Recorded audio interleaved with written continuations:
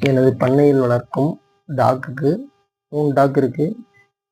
3 தட்டு ரெடி பண்ணியிருக்கேன். அதுக்கு வந்து சாப்பாடு வச்சுருக்கேன். இதை பாருங்க, இது வந்து பீஃப் மாட்டுக்கறி. இப்போ நான் அதுக்கு சாப்பாடு பரிமாற போகிறேன். அதுக்காக ரெடி பண்ணிகிட்டு இருக்கேன். சாதத்தை இந்த குண்டான் ஃபுல்லாக போட்டு அந்த குழம்பு மாரி இருக்கிறதையும் அதை ஊற்றி பிசைஞ்சிருவேன். பிசைஞ்சிட்டு மேலே கறியை வச்சு அதுக்கு நான் தருவேன் 3த்துக்கும். வந்து பார்க்குறான் பாருங்க, பைரவி. இவ பேர் தான் பைரவி. பின்னாடி ராஜா நிற்கிறாரு, ராஜபாளையம்.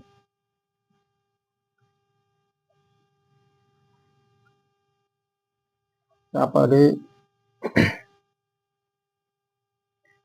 வைக்கிறேன். நான் பிசைஞ்ச பிறகு காட்டுறேன்.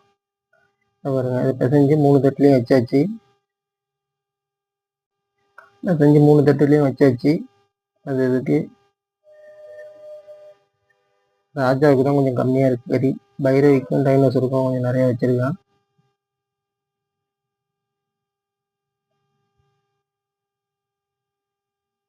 கொண்டு போய் வச்சாச்சு. அதை சாப்பிடுதுங்க. ராஜா சாப்பிட்டு அங்கே போகிறாரு. அடுத்த தட்டில் என்ன இருக்குன்னு பார்க்குறாரு.